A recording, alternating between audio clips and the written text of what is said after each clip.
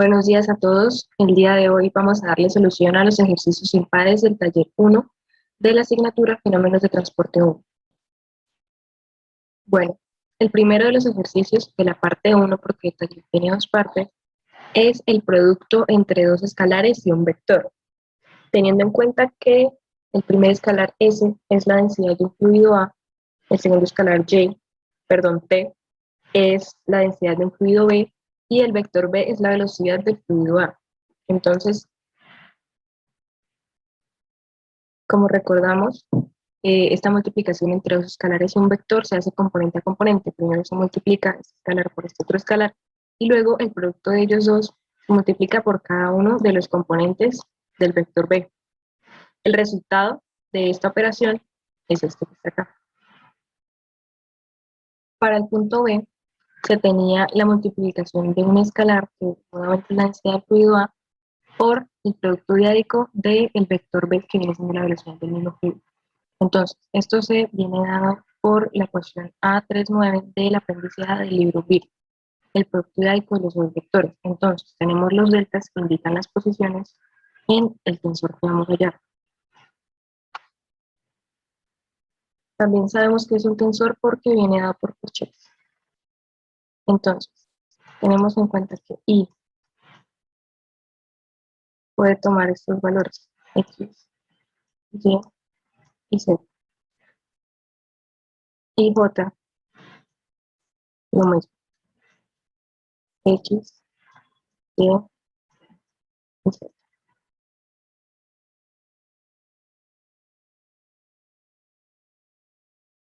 Ahora hay que tener en cuenta el orden en el que se va a empezar a construir el tensor. X, Y y Z. Para I. Estas son las I. Y las J son estas.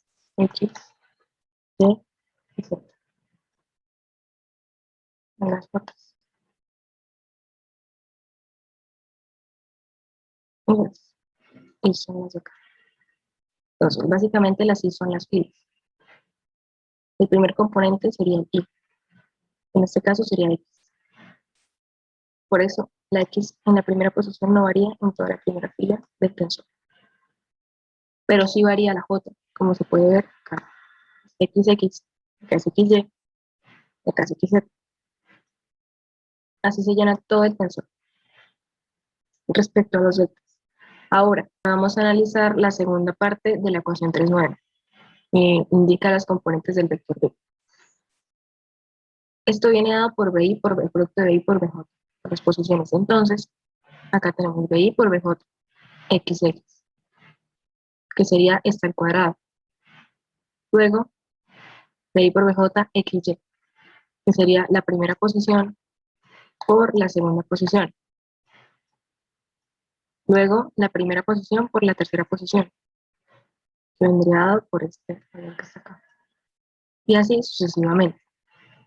Cabe destacar que la diagonal principal en el tensor, estos valores son estos componentes al cuadrado, respectivamente. Una vez hecho esta multiplicación, se obtiene la respuesta, se deja indicado el producto del escalar, y es el tensor que se conformó por el producto diádico de B por B. Para el tercer ejercicio nos piden multiplicar al tensor T por el vector velocidad B. Esta multiplicación va a darnos como respuesta un vector, esto lo definimos por los corchetes, siendo T o tau el tensor de esfuerzos moleculares del fluido A y B la velocidad del fluido A, con la que trabajamos anteriormente. Entonces, para esto vamos a utilizar la ecuación 318 del apéndice A. Acá se encuentran dados los valores.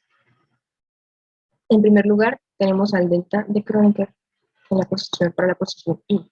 Entonces variará X, Y y Z, ya que como sabemos I puede tomar X, Y y Z. Ahora, la sumatoria para J viene escrita por las siguientes posiciones. En primer lugar tenemos el tensor. Entonces, la posición I y J. Como recordamos, la posición en este caso sería XX por BJ. BJ que viene dado por X.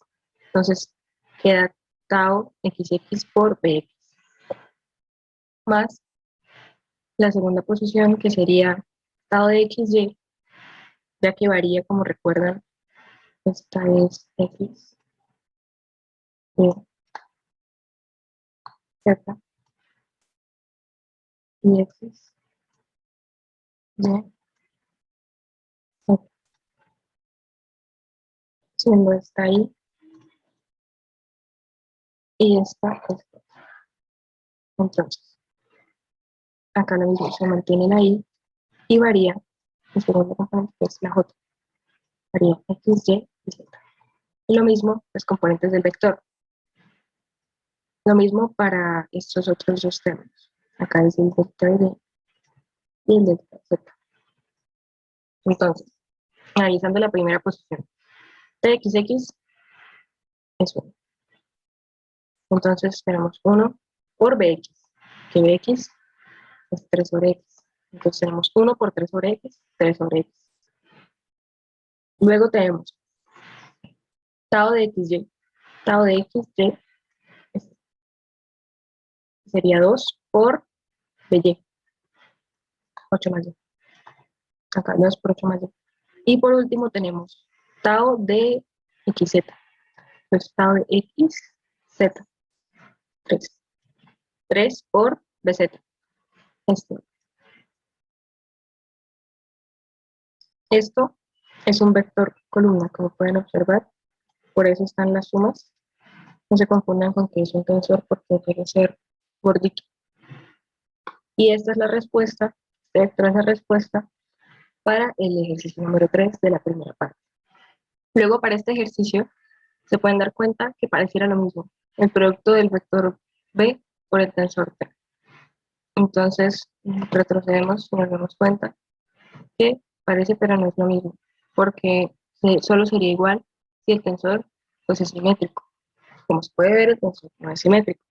Entonces, va a cambiar. También se puede ver en la ecuación. El delta y se mantiene y la sumatoria de J es la que varía, porque primero va el componente de B y luego va el componente del tensor, pero acá es JI. En la anterior, como se acuerdan, era IJ. Ahora, tenemos acá primero el delta sub I en cada una de las posiciones X, Y y Z. Listo. Ahora, BJ. BJ no tiene pierde. X, Y, Z. Entonces, se repite en cada uno de los productos, cada uno de los componentes. Bx, By y Bz. Lo mismo Bx, By, Bz, Bx, By, Bz. Ahora para el tensor es donde varía la posición. Como recuerdan acá es X, Y, y X, Y, Z. Entonces acá tenemos un cambio, ya que ahora estas son las Jotas y estas las Is, ya que es TJI. Estas son las Is. Entonces, en este caso varían las posiciones, porque acá es TJI. Entonces, vienen las J dadas por esto, por las filas, y la I por las columnas, en este caso. Entonces, miremos este componente, tau de YX. Entonces, tau de YX es el 4. Ahora miremos tau de ZX. Tau de ZX, YZ. Tiene que estar acá. Bien. Y acá, tau de XY. Entonces, tau de X, Y2. Así se determina este ejercicio. Este es el punto de todo esto. Ahora para el ejercicio número 5 les piden la divergencia del tensor sigma, la cual se encuentra por esta expresión. En primer lugar vamos a analizar el delta de Kronecker. Entonces, varía en K. Y K toma los valores de X, Y y Z, igual que Y, lo mismo. Pero primero vamos a analizar el delta entonces. X, Y y Z. Bien. Ahora hay que analizar las posiciones del tensor, que se encuentran dadas por la derivada parcial, la sumatoria de las derivas parciales del tensor. Entonces, estas son las I's bajando y las K's son las columnas. Como que acá no me deja rayar. No sé, es la Z, esta es la Y y la X. Bueno, esa es la X. Ahora, sigma y K. Tenemos la primera posición, es la misma, sigma XX. Sería XX, sería la X. Como pueden ver, acá está. Esta es esta que está acá. Variedad parcial de X respecto a X. Ah, esto de acá varía para Y en X, Y y Z, porque Y también puede tomar esos valores. Entonces sería, no se confundan por esta X, varía en Y. Entonces sería X, Y y Z para todos, en ese orden, como se puede ver acá. Ahora continuamos con las componentes del tensor. Entonces, XX, lo mismo, XX, está acá. La segunda, IK, entonces varía en YX, se mantiene la última. Ya que el delta viene dado por K, entonces esa es la que se mantiene. Acá les piden la divergencia del tensor sigma, lo cual se encuentra dado por esta expresión de acá. Entonces, en primer lugar se tiene el delta de K. K puede tomar los valores de X, Y y Z, igualmente Y. Entonces, bueno, empezamos analizando los deltas. Primero tenemos delta de X, luego delta de Y, luego delta de Z. Bien, ahora sería la sumatoria de las derivas parciales de X y Y. Entonces, tenemos que, no se confundan porque acá está una X, esto varía de acuerdo a la Y, esta sumatoria. Entonces, sería X, Y y Z igualmente, porque Y puede tomar estos valores. No porque acá salga una X, entonces todo X, no. Listo. Ahora tenemos el componente del tensor. En primer lugar se encuentra la Y, entonces estos van a ser las filas. Y en segundo lugar están acá, las columnas. Vamos a poner acá, la Y. Listo. Entonces, en primer lugar sería sigma de XX, esta que está acá, esta X. Ahora, sigma de YX, sigma de YX, los X medios. Acá es una X. Igualmente la derivada parcial va a ser. Y sigma de ZX, sigma de ZX, esta, otra X. Entonces, así sucesivamente, luego para delta de Y, delta de Z. Luego hacen las derivadas parciales y obtienen esto. Esa es la respuesta, la que está acá. En este punto, les piden hallar el rotacional del vector W. Esto se encuentra dado por la ecuación 410 del apéndice A del PIR. Entonces, tenemos el producto cruz entre el vector gradiente y en este caso sería el vector W, que es la velocidad del fluido B.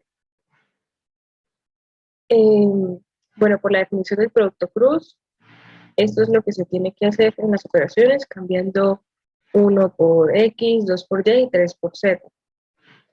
De esta manera se obtiene la siguiente expresión. Y su resultado es que este vector es irrotacional, o sea, que es igual a 0. Para la parte 2 de este taller, les piden el componente de energía cinética para el fluido B. Este componente sería la divergencia del tensor que se crea a partir del producto diádico de la velocidad del fluido B por un escalar que sería la densidad del mismo. Entonces, esta ecuación se encuentra dada por la ecuación 414, que es la divergencia de este tensor que vamos a hallar mediante el producto diádico. Acá les puse la ecuación del producto diádico y arreglé acá porque acá sería W. Ese es el resultado que vamos a obtener. Entonces, continuamos. Para los componentes de la divergencia del tensor, se tiene la siguiente expresión. Entonces, recordando que esta sería la divergencia, entonces para la divergencia, al tensor lo llamé beta, y sería la sumatoria del delta sub k. El delta sub k, recordemos que k tomaría valores de x, y y z, son los que se encuentran acá. De las derivadas parciales, la sumatoria de las derivadas parciales del tensor sub i k. Entonces, para el delta sub x, la última posición siempre va a ser x.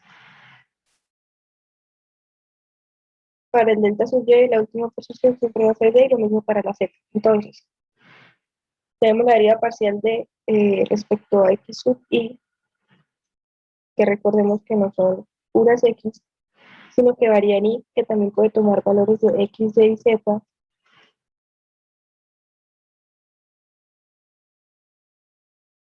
y, y también k. Entonces, sería la derivada parcial respecto a x, wx, por wx en el primero, respetando la k. Luego la derivada parcial respecto a y de rho, bueno, rho está en todos los términos, ya que es un escalar, la densidad. Eh, Acá, respecto a y, entonces de wy respecto a z, wz. Y se mantiene wx al final, ya que según la expresión se mantiene la k. Así, obtenemos la siguiente expresión. La derivada parcial respecto a x del producto de rho, que es este, se repiten los tres componentes, por cada uno de los componentes del tensor beta que creamos a partir del producto de ahí. Entonces, serían estos.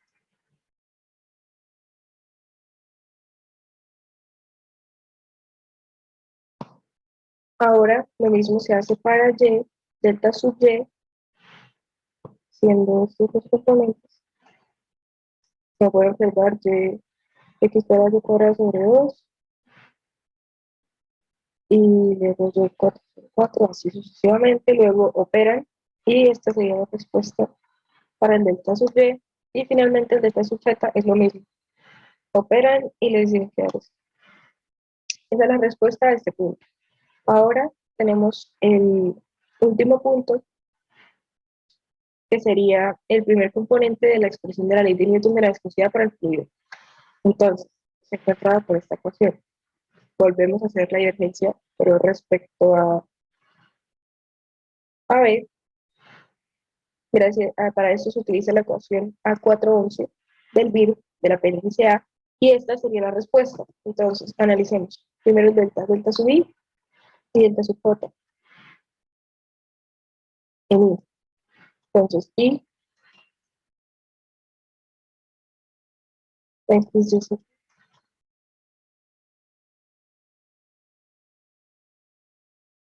y J, X, Y, Z.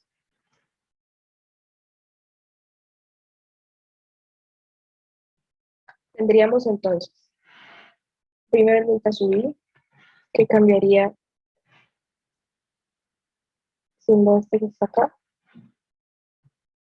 X, Y, Z, multiplicado por la sumatoria en J. Entonces, J también toma valores de X, Y, Z, como mencionamos anteriormente, por la derivada parcial de X sub I.